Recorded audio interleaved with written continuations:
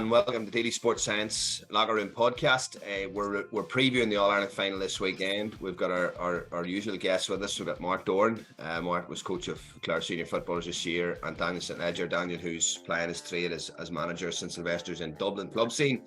So two lads that are probably well familiar with these two teams. Mark, you've come up against both of them. Both in the National League and the Munster Championship this year, and Daniel obviously has a very, very close insight into the club scene in Dublin and the strengths of this Dublin team.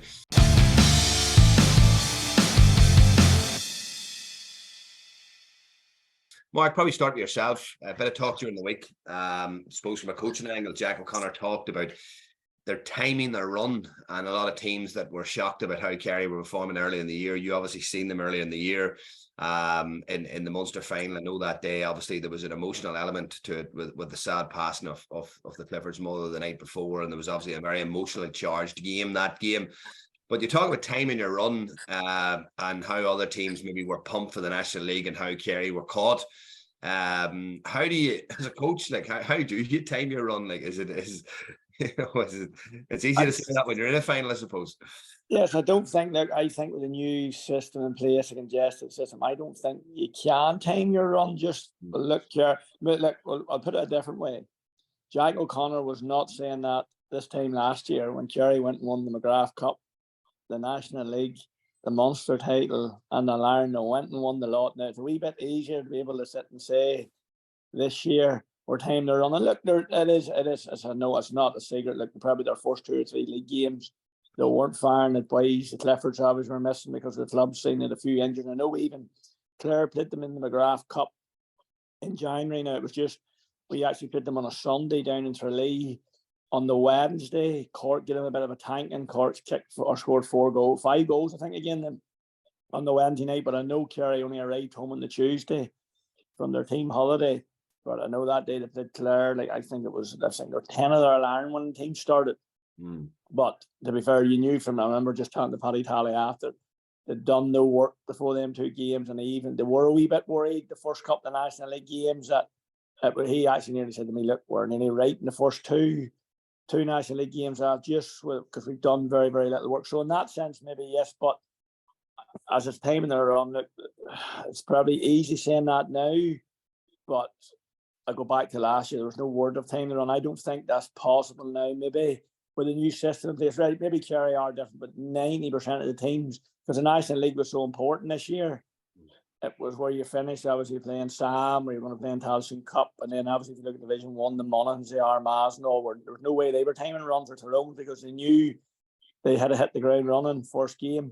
Now, it was interesting that I did think Dublin, now maybe Dublin were a wee bit different, where Dublin maybe could, I know, maybe make a few changes, bring a few young boys in because they were playing in the Division 2, which look, it wasn't as intense or playing the top quality teams. It was still top quality, but it wouldn't have been near the same level as Division 1. So they maybe were able to bring a few players in and that. But if you look at the Dublin team that plays on Sunday, it's still going to be pretty the old yard, or maybe like Lee Gannon's pushed in, but it is. And if Sean Bugler makes it, but bar them couple, it is going to be the old yard again. So if Dublin found that many, no. But going back to your question with Jack O'Connor, look, it is easy saying that now, but look, they did. And I know before the Munster Championship, I remember they went to Portugal for 5 days. I know they got serious work done on that 5 days, and they were home 2 weeks before the Tipperary game. And look, to be fair, Kerry, look, this call, not disrespect, look, Kerry are a way ahead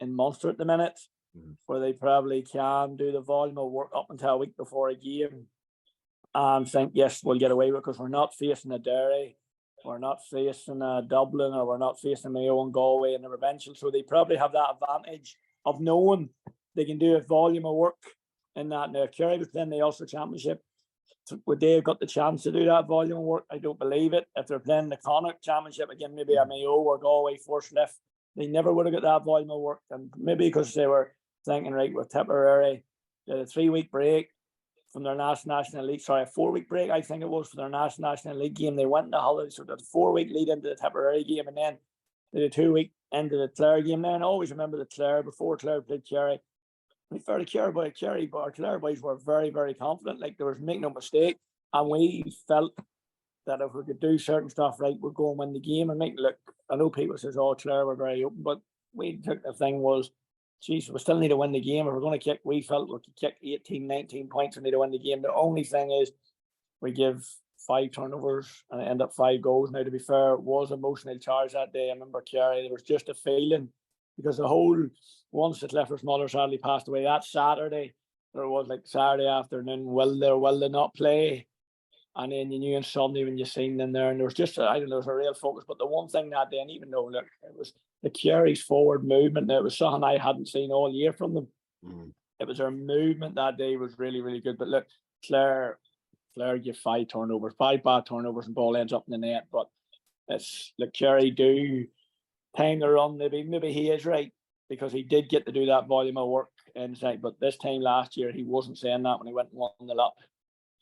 And Daniel, just on that, like Mark touched on it, you know, unquestionably, you can talk about time and runs. Unquestionably, probably in the past, you know, having played for over a decade in Leinster yourself, you probably would have seen that Dublin team tiddling along in Leinster. And then obviously I know the format's quite different this year, but even their game against Roscommon, the first group game, they didn't look, you know, just fully at it. Like, is there an element of these teams probably just with experience and know-how, and I know they obviously have the quality, that they are just timing the run, particularly Dublin, obviously, who used to Division 2, as Mark said, the blood players, but still really and truly, as Mark rightly pointed out, the tried and tested men are still standing up. Well, what's your thoughts on that from a Dublin perspective? Yeah, I suppose you could look at, you know, periodizing your training, and we're probably not the best man to be talking about strength and conditioning here, but like, you know, there's an element of, as Mark was talking to, the volume of work, the type of work you're doing, the type of year you're doing it, or the time of year you're doing it. I think, look, there's definitely an element, and even if you take it away from, let's say, the heavy running stuff that teams do midweek in between league, which I'm not sure really exists in an intercounty setup these days. Like, how much time can you, on a Tuesday after a National League game on a Sunday, how much time can you go and do blocks and mass runs and different things like that with another game coming up the following Saturday? I'm not so sure about that. But from the timing point of view, like, it's probably the energy you're putting into training. I'd imagine there's definitely an element of just get through the next couple of months so we can get to Croke Park in I suppose it's July now, and June used to be September. But I think, and it's kind of similar to Kerry, I'd say it's very hard for players to get that energy consistently over 7 league games, over 3 provincials that, as we're alluding to, might not necessarily be the most exciting for you. And then you look at, you're going into another 3 group games, one of which might be important, the other 2 maybe not. You'll probably get through. Like, really, the stuff only got going probably for the quarterfinals. And I think a huge amount of it, as Jack O'Connor was saying, is there's a bit of revisionism, because you're looking at it last year, as I said, balls out for absolutely everything. And trying to make your mark on a squad and trying to buy yourself some credit in the bank. But the reality is, especially Kerry and Dublin can pretty much just rely on having better players than most teams and being at 50, 60%, not necessarily fitness, but 50 or 60% energy. And I you know, it's probably the folly of kind of the provincials as well, to a certain degree, that those teams can do that. Like, and you're talking about, you know, the 2 Ulster teams who probably have had a more attritional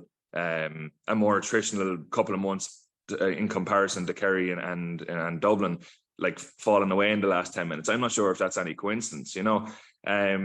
But look, it's ultimately, when you come back to it, you know, you've probably got, when you take away the provincials and all the stuff around it, you've ultimately got probably the 2 best teams. And I have a real suspicion this is going to be a cracker on Sunday. I could see a real shootout coming, but it's it'll be interesting. Like, if Kerry win, Jack O'Connor will be right. The time to run perfectly. If they don't win, well, they were either undercooked or they're overcooked, and ultimately that's the way these things get looked at. It all depends on your results, you know.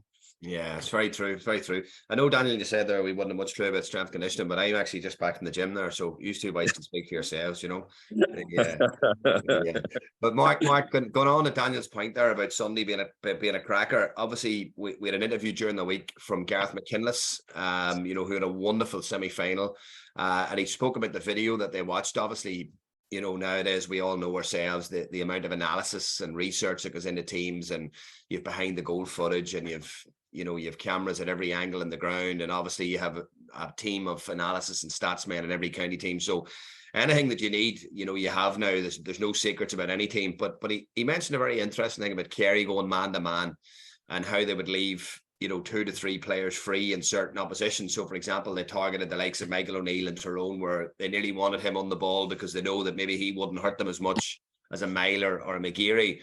But obviously, Derry exposed this in a huge way in the first half, and created so many opportunities in the first half. And I thought Derry were absolutely outstanding right up until the decision on Stephen O'Brien.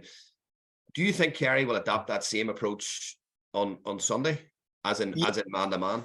Well, I think it'll depend what way Dublin set up. Now, Derry, I thought were very, very smart. Not that they were very smart. Derry do this all the time.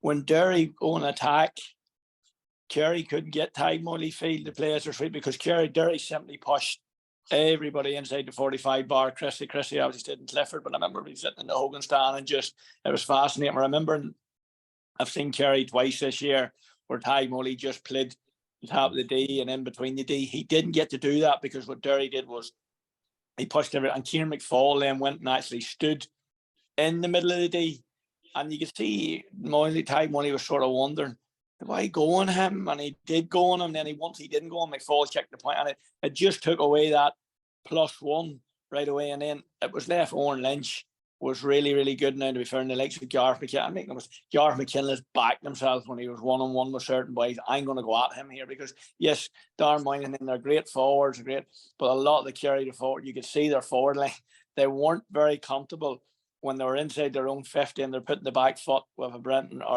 Rodgers or Conor McCrasie or Garth McKinless or Conor Doherty, them boys running. And to be fair, Derry put them really on the back foot. And it's the first time I actually seen Kerry for a wee while. Defensively, everybody looked really uncomfortable when they hadn't got the ball, because they knew if I get one-on-one, and I thought, look, Derry were very smart. Now, you mentioned Garth McKinless, and he had a super game, but he had a super game offensively. He had a serious game offensively, but I thought defensively, I don't think if Rory Gallagher had been there, Garth McKinless would have been a lot better. Defensively, you watch an Ulster Championship there, Garth McKinless was brilliant at doubling up, at cutting interception balls. But I think Garth maybe found it, says, well, I'm just going to go here, go. And he was very good, causing serious trouble. But I thought, especially start the second half for 10 or 15 minutes, he maybe wasn't as good defensively as he has been previously, because maybe he just thought, well, I'm getting serious joy at going this other way and nearly neglect and it's the first time we're saying about Kerry where Kerry were really good or really uncomfortable defensively, but in the second half, it's the first time, and I've seen Derry 5 or 6 times this year, it's the first time I've seen Derry a lot of times 1v1s at the back, and even Chrissy leaving, in my eyes, the best forward who's ever played the game. And I've thought a wee bit strange that Derry left him 1v1 a lot of times. But do you not think, Mark, though, when you listen to Kieran after he talked about they were coming to win the game and they weren't going to have any regrets? So was there an element of maybe, look, we're going to throw everything at this, get a lead? Well, I thought, it's always easier after the game to say, this and that. But I did think that you knew at halftime, both Kerry were 3 up at halftime, and you knew getting in at halftime, Kerry was going to come out. Yeah. The first 10 minutes, they were definitely going to come out with that. We talked about that third quarter stinging the tail. Now, I thought that Derry had a sat tight and tried to keep it tight even for the 6 or 7 instead of going. Yeah. Who now? Look, it's very easy. If Derry went to throw up and go up the field and go 4 up, then everybody will say yes. But in the space of 6 minutes, I thought it was very easy for Kerry to get back into the game because Derry were so open. It was as open as I have seen Derry in a long time.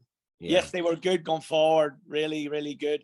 But I felt even for 10 minutes, maybe it's sort of saying that just keep it tight, maybe try and frustrate them because kill Kerry's energy, because Kerry did come out sort of second half with serious energy. Now, on the flip coin, when it went level again, Derry went and kicked on and Derry should have won the game. Take Joe McQuillan, take all the decisions out of the game. Derry had enough chances to win the game and just didn't. But the point was, you're saying, well, Dublin, I'm watching you, you're thinking, no doubt Dublin will analyse that. And that's one thing Dublin, I think, will target right to merely make Kerry feel uncomfortable. Maybe we need to push when we have the ball, make every Kerry defender man up, man on man and push. Now, I don't think Dublin, and you're going to say, Jesus, that's a big statement. Like, all right, Jack McCaffrey and that. but I do think Kerry will be happy to let maybe a Mike Fitzsimmons, a couple of Derry but Dublin boys have the ball. And to be fair, look, Stephen Cluxton, as good as a goalkeeper he is, kick outs and all, he won't. He's not going to come out the field. No, he won't come out the way Owen Lynch. And to be fair, Owen Lynch was really, really good in the first half. And Kerry were panicking for a wee while, just not knowing what they're doing. And you know yourself, you can have all the video analysis and you can watch the video, but until you're actually in the moment, because no doubt Kerry would have watched the videos and went, right, we have to do this, and Owen Lynch will have to do. But it's all right sitting in the video room. Yeah, we're going to do this. But when you're in the heat of the moment and Derry have 14 men pushed up the field and you have 14 Kerry men marking a Derry man, next time Owen Lynch comes up the field, it's who's going where. That's, you know, it's a different. But that's the one thing we're saying. Dublin, I think Dublin won't bring Cluxton that far up the field. Well, maybe they'll surprise us on Sunday and don't. So on that thing, I don't think Dublin will come with the same game plan. But look, and again, we're talking 2 weeks. Dublin haven't been doing that all year, so I can't imagine in 4 sessions or 5 sessions. Before the Ireland final, they're going to say, right, Cluxton, Stephen, you're coming up the field. You're going to come into the 45. We're going to push everybody up. Yeah. And just on that, Mark, like, you know, that's probably not going to happen, Daniel. Like Mark talked there about, you know, trying to play a different way. Dublin aren't going to play a different way. Like, there's no way in 4 to 5 sessions. You think of Derry, like that process has taken Derry now 2 to 3 years to coach and install into their team. And obviously Kerry, you know, wouldn't have been preparing for Derry. Like, you know, obviously Kerry would have been thinking, right, you know, we maybe have bigger fish to fry than this. But I would say there was an element of maybe Derry caught Kerry a little bit. But surely, Daniel, with Dublin's firepower and their forward line, they'll not try and play any different way than what they've been playing. Would it be right there? Yeah, well, it's interesting actually. You're talking about the firepower they have. Like last day, you were looking at probably they played maybe 4 or 5 inside forwards as part of their 6 forwards, and I think that threw off the balance of their team completely. You know, I think Bugler was a massive miss. I think he links an awful lot of stuff for Dublin. Probably does some unseen stuff. I think the talk up here was a hamstring injury, might be back. I think it's been about 4 weeks now, so he could be back in contention. I think he's an important one that is going to be needed, and especially for that role about tying up Tadhg Morley. You know, I think he could cause Morley some serious problems, even different to, let's say, Kieran Kilkenny, for example, who plays an awful lot around the cordon and will link play nicely, but might not be that running threat, that incisive threat that and call a spade, no different to Kerry. I thought Monaghan caused Dublin huge amounts of problems, especially in that first half. Like McAnespi's goal, that really should have been popped Stephen O'Hanlon. That should have been a walk-in goal, very well defended by Mick Fitzsimons, but nonetheless, that should have been a goal. Like I think you're going to see opportunities. I think both teams, Derry and Monaghan, exposed flaws in both Kerry and Dublin. Yeah, and as we were talking about, like, it's very hard to go man to man the way the way they are for the most part, but still to try and get that +1.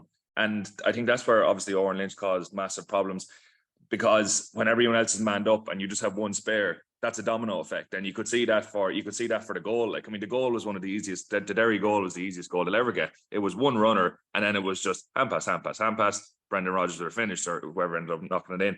But it's like I could see a few goals in this. I could see 2 or 3 goals each if they go with the same approach of that man to man stuff, because all you're looking for is one breach. And like one breach, you've got a goal here, and that's a dangerous game for both of them to be playing. But to answer your question originally in a long way, no, I don't see anything different happening. I also don't necessarily see, even though he got a point the last day and he gave Shane McGuigan the arse in the face, I can't imagine Shane Ryan coming out the field a whole lot either. I don't think it's his natural thing. I think Kerry are happy enough for him to stay put, and that's probably down to, like, when you compare the full back lines, even you're looking at the Dublin full back line. You're looking at Davy Byrne. You're looking at Lee Gannon, Mick Fitz. Like, compare that with Tom Sullivan, Graham Sullivan. Those boys could actually really cause you problems. I don't think Mick Fitz and Davy Byrne are overly comfortable being in the attacking half of the field. So I don't think you're going to see the same type of game, let's say, that we saw in the semi-finals, where you had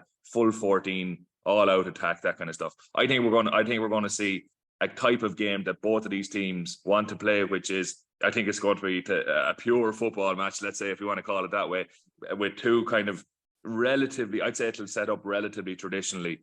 And I'd outside of the 2 +1s, probably Brian Howard will try to be a +1 a lot of the time. And I'd say Tadhg Morley will do the same. But for the most part, for the most part, this is going to be about the matchups. I think this is going to be about who gets their matchups right. And look, there'll be some class ones. I'd imagine McFitz and Clifford is going to be a battle. But ultimately, as Mark alluded to, if you leave Clifford 1-on-1, he is going to score minimum 6, 7, 8 points. There has to be some element of a double up. And maybe the last day Derry said, well, look, we're not going to be able to stop him regardless. Let him get his couple of points, but let's try and do some damage on the other foot. And it wasn't a million miles away from working, to be fair to them. You know, I mean, that Stephen O'Brien calling the free, that was probably the turning of the game, one way or the other. Like, that was a massive energy giver for Kerry, and it sucked the life out of Derry because they had a massive turnover. They were probably going to go down the far side of the field, and Kerry got a massive press on the kickouts from there on in. But yeah, look, I think this is going to be high scoring. I think there's a certain naivety about both teams defensively that is going to make this massively intriguing, I think. Yeah, just on that, boys, I'm going to come to the twos, and this, like, you talked about man-to-man and you talked about press and etc. We're going to come to kickouts in a second, but surely, lads, there has to be an element of the best teams, right? They are the best teams, and the final has the best teams, but they're also the best conditioned teams, in my honest opinion. And I know Derry have tried to get themselves to that level from a conditioning point of view over the last few years, but you look at the Monaghan game, Mark, and the way Dublin, it wasn't a third quarter squeeze, but in the fourth quarter, you know, the conditioning and the energy levels. I think there was a press at one stage on a short kick out from Began that pinned Monaghan into the corner with a full court press, you know, and it ultimately actually was the winning of the game, where they went in that sort of blitzkrieg, and they have the ability to do that. But surely to God, you know, not only are we looking at the two best teams in the country, but we're also looking at the two physically best teams. I remember, Mark, actually a quick one, 2015, I think it was, Pete McGrath was over for Mana. And I remember chatting to Pete after that played Dublin, and he was just mystified. He says, like, you don't believe it until you're pitch side, the athleticism of them when they're going past you. He says just the pace, the power, the strength, you know, and that's obviously been a process, Mark, that's taken a long, long time, surely, has it?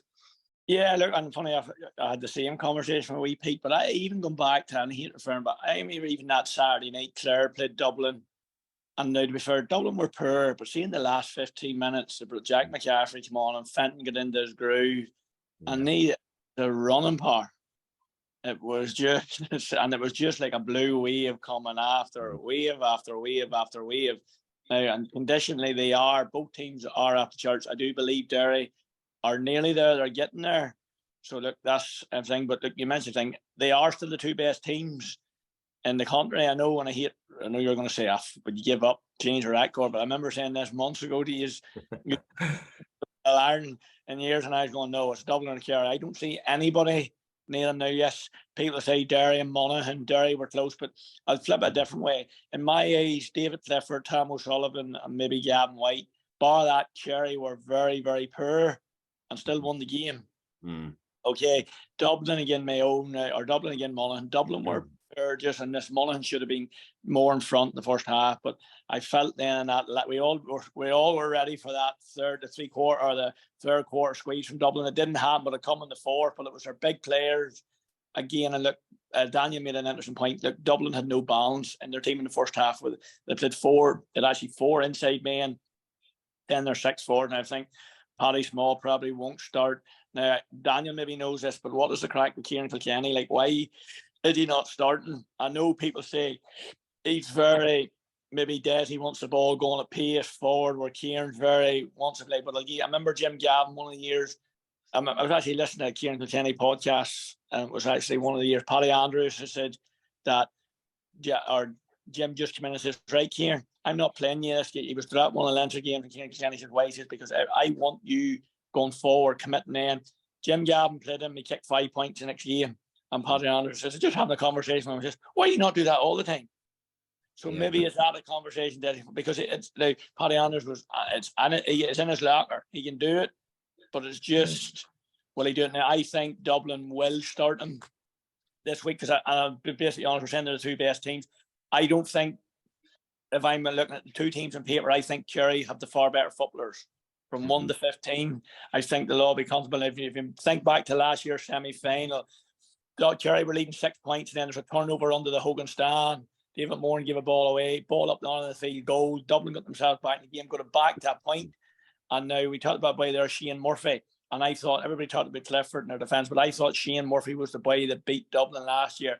He had 3 massive kick-outs, the kick, and everybody was saying, lump the ball down. Dublin went on a massive squeeze, and he still found 3 wee pockets for Kerry to win the kick-outs on. So look, it'll just be fascinating that way, but they are the 2 best conditioned teams in the country, the 2 best footballing teams in the country. Yeah, Daniel, one thing I would always notice, actually, even just from playing yourselves last year in a challenge match, like even the general club footballer in Dublin just seems to be so well conditioned. And I don't just mean conditionally, you know, from a running perspective, like, but from a physical perspective, like, and surely it can't be just DNA or genetics. Like, there's got to be a process there that our clubs in Dublin, S&C coaches from a very young age, what is going on? Like, could you give us a bit of an insight into why the conditioning levels are so high?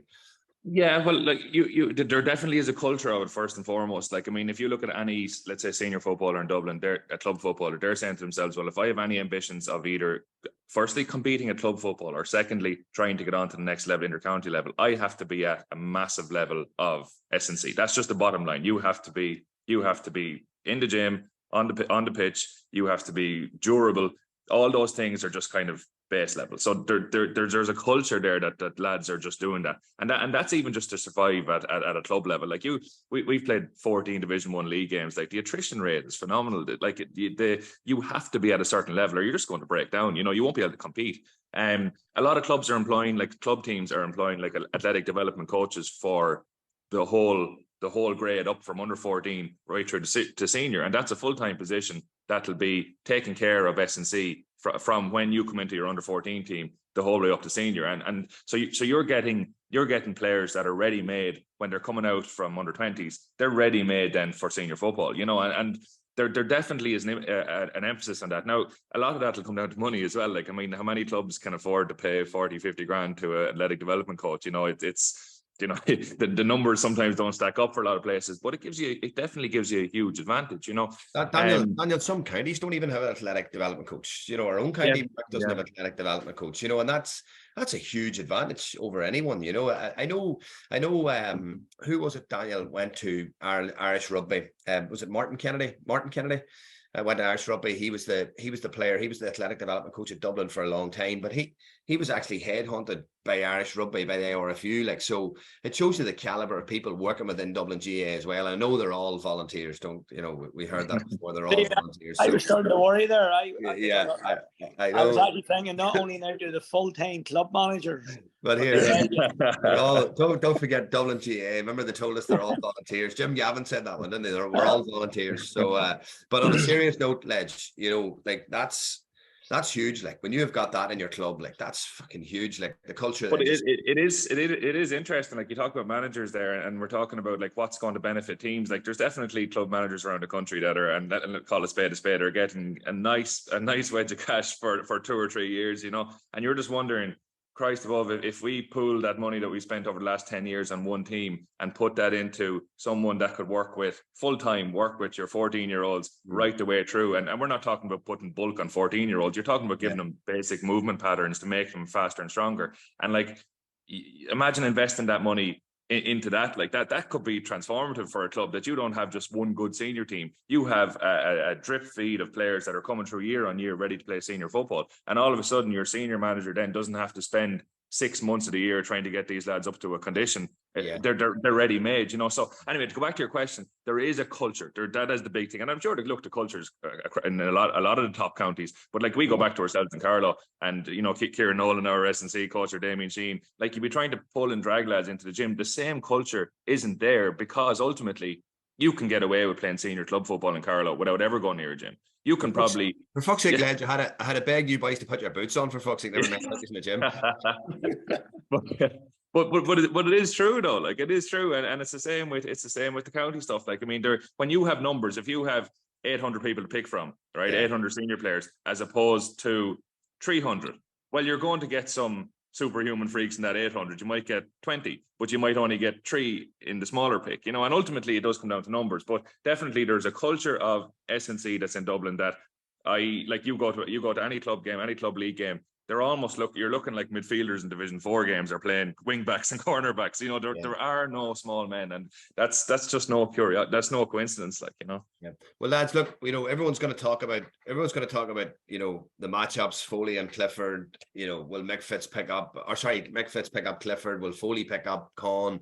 You know, and obviously, you know, they're the normal match winners and the standout match winners. But for me, and I don't know if you agree with this, like, I obviously feel kickouts are going to have a major impact on this, right? I think kickouts are going to have a huge impact. I think kickouts with a difference in the Kerry Derry semi-final, particularly that squeeze that Kerry put on. I think Kerry's going to go after Cluxton. I don't know how you see it, Mark, but from a kick-out perspective, and I suppose the people listening here in Daily Sports says a lot of them are coaches, a lot of them coach at a different level. Some are coaching at club level, some are coaching at inter-county level. But from a kick-out perspective, like, how much work is going into these kick-outs? Like, give us an insight, like, how much work are these teams putting in? Well, it's serious. I know, just even from Clare, we would have spent at least, say, we were training twice during the week, at least 20 minutes every night, maybe 25 minutes was kickouts. Now, to be fair, people say, oh, so you just said kick. No, we run in-house games, but we done different kick-out scenarios. There's no point setting a drill up and kick-out. You must bring it into a game. And I would say 20 minutes every night. Every night we were in the pitch. It was a 20, and I've no doubt there's other. It's massive now, because look, there is, if you can win ball from your own kick out, game has developed that much. There's so many good footballers, and look, I'm kind you don't want to give a team the ball, but yet, to be fair, Kerry and Tyrone were happy to give Tyrone, and they were happy to give Derry the ball. But it's very interesting when Kerry did go the massive squeeze, they won serious ball, and everybody was talking about this weak midfield. Yeah, like when Kerry really backed themselves and went after, they won the kickouts. Well, Mark, you talk about a weak midfield. Like, surely now in the modern game, you know, the way break ball is, if you put a press on, you have a zonal press, you have a back line of 4, you have 8 athletes jumping for a ball at 6'2", 6'3", unless you're an absolute complete dominant figure like a David Moore, and there's very few clean catches. You know, all you have to do is go behind somebody and take a ball and then take your chances. And it is that hunting that break ball, like, and it's absolutely the bodies in around it. But I don't, like people say about break ball, I don't think it is a skill. I think break ball comes down to an element of luck and momentum. Yes, desire. I want that. That one, like Paul Gavin was brilliant. Brian Durher, if you go back, Greg Blaney, even in the early 90s, it was just. I remember having a conversation with Greg Blaney. I says, "What?" He says, "I just wanted it. I just followed the flight of the ball." But he says, "There's so many people that a break ball teams get round bodies around a break ball, but there's so many players now when the ball's in the air, they're standing under the midfield, just standing still, wanting the ball to drop." He says, "I always tried to time my run that I was coming when that ball was just about to hit the ground. I was running a pace on it." And I thought it was a very, very good point. Interesting. You know, that where he said there was 3 or 4 men standing waiting, where I always tried. He says, now not every time, but he says a lot of time, he says, I was coming at pace, and then if somebody was in front of me, I hit them and just run through them. But I said, I've got the ball. But look, the kick out is massive. And I think you know this too. Dublin actually played Anthem this year in Park Esker in a challenge game before they played Louth. That's right, I was at it, yeah. And like Dublin went on a massive, massive press. And I don't know if it's only a challenge game, but it just shows you there's no doubt Dublin took that game, but the whole focus was on a kick-out press. Yeah. I think that was played during the week. 10 days later, they played Louth in the Leinster final and absolutely destroyed Louth. That's right. So there was Dublin played a challenge game, and the whole focus for that challenge game was on pressing the kick-out. So much serious work goes into it. Like it really, really is. Yeah. And Edge, obviously, you know, from a Dublin perspective as well, obviously, you know, Stephen Cluxton, a man you know very well, like obviously he has changed goalkeeping forever, let's be honest, you know, in his approach. And I think maybe there was an article, I read an article somewhere, I can't remember what it was, but he talked about, or he didn't talk because he doesn't do interviews, but it talked about how his preparation, where he was training nearly an hour and a half before nearly every player, you know, the work that goes in there. So like there obviously is a huge emphasis now on the kick out strategies, Daniel. Yeah, well, look, even I suppose it's nearly for goalkeepers especially, and Mick Sheila, our goalkeeper, would have been in that process for a while, and he wouldn't obviously not much gets out, but they talk about like it's nearly 2 different training sessions. So the goalkeepers would have their own training session before the actual training session, and then when they come out they're working on their ball skills, working on their striking, their placement in where they are in the pitch in relation to the goal and all that kind of stuff. But then they come out into the bigger thing and apply that into a team session. It's funny. It's funny about the kickouts, like, because I remember that Louth game, and Dublin weren't really aggressive with Louth until probably that second half, and it almost looks like there's been. I've been wondering why aren't they doing this more regularly, especially against teams that they're clearly better than. But obviously they're waiting for these big days. Like, I mean, I don't think they're going to push every kick out against Kerry. It'll be any transition kickouts at all. It'll be probably drop off to the 45 more or less, and probably Kerry will do the same. They're waiting for the moment from the free, what's the trigger, and it'll be 4, 5, 6 kickouts in a row, and you could have a little blast of 1-2, 1-3, or 4 points or something like that.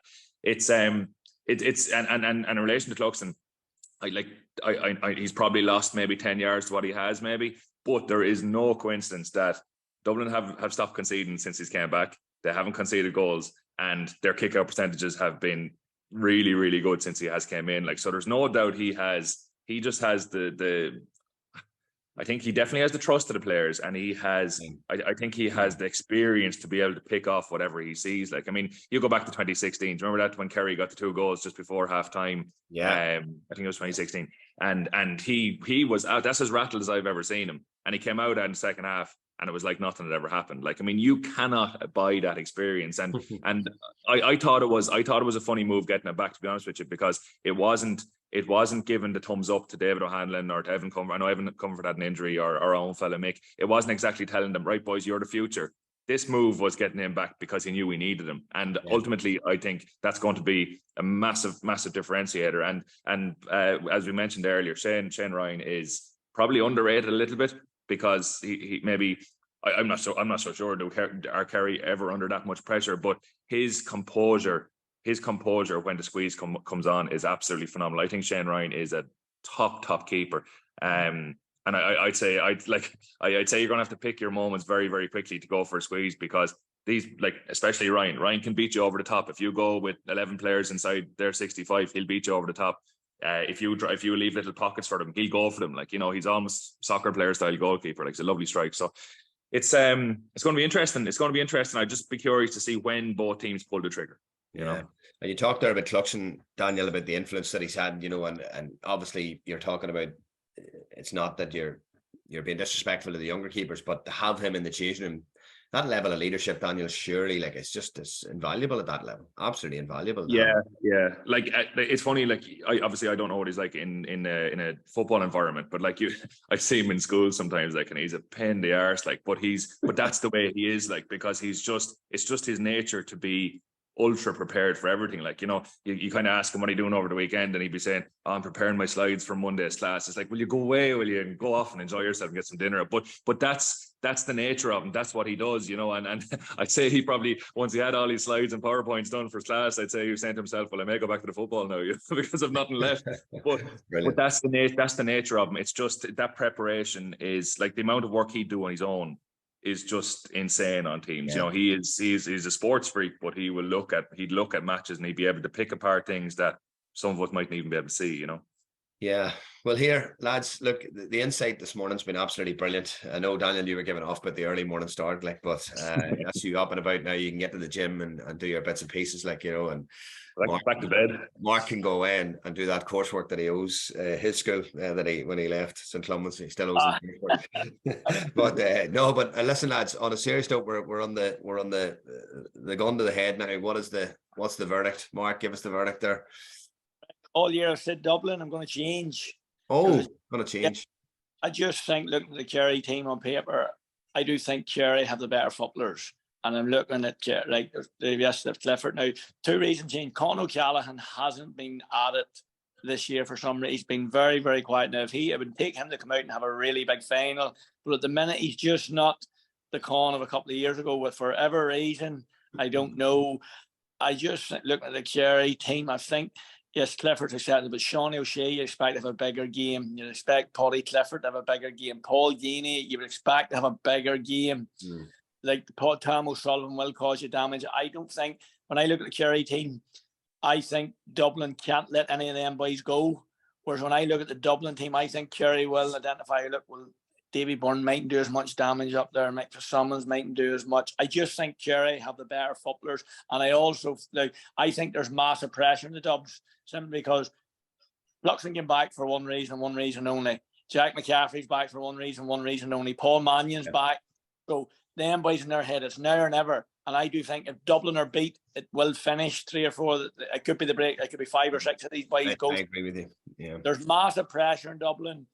And look, Pat Gilroy's back for a reason too. It was all to come back for this here. But now, as I said months ago, I said Dublin because I just felt they were getting these boys all back. But the more it gets closer, and I look at Cherry and they're thinking, Jack O'Connor, yes, he came back and he won an All-Ireland. He won, but back-to-back All-Irelands and Cherry. And it's the first time I actually think the quarter-final game, I thought I've seen a real hunger in Kerry. And I just think this is the game Kerry will go and say, well, you have rubbed our nose in this for 6 in a row. We're going to now. I just think Kerry have better players all over. And I think Kerry will win the game. What's your big edge? I agree with a lot of what Mark said. I think I wouldn't be surprised with a draw, to be honest with you. If you're a betting man, like I throw all kind of previous games out the window with this one. I think this is going to take on a life of its own totally. I do agree with Mark. I think probably when you go pound for pound for individual players, Kerry would be coming out on top on that. But and it's a big but, that desire for those 5 or 6 lads to get that last All-Ireland, because it will be a last All-Ireland, there's no doubt. Like, I'm looking at James McCarthy. He looks like a man that's having, this is my final showdown. Like, he's been phenomenal for the last couple of games. That desire could be enough to squeak it for Dublin, but I genuinely could see us coming back here in a couple of weeks for a replay. Yeah, I remember chatting to James McCarthy. He was working with McCarthy's club a few years back, and he was saying that even then, down 2 or 3 years ago, James was saying that McCarthy was really struggling with his hips and his groins, and and there can't be many more miles left in the clock for a lot of those lads. There cannot be. That the famous Ballymun team that was beat. Who beat them in the championship that year? Not sure. And they were beat by they were beat early on. It was Brenton Haggett and James was in there that year. They were beat. Somebody beat them. Now you're smiling as if I'm, but only made a point. Like, give them on a break. And here, listen, I'm gonna leave it on that, lads. So we're going for a Kerry and we're going for a draw. So have you a prediction, Stephen? I'll go for Dublin just to balance it out. I'll take the underdog. Lads, thanks a million. We'll maybe get chatting next week after the final for a bit of a review and what you thought. But look, thanks for your comments there, lads. Brilliant insight this morning. I think the coaches will take a huge amount from that. So thanks again, man. Thank you, lads.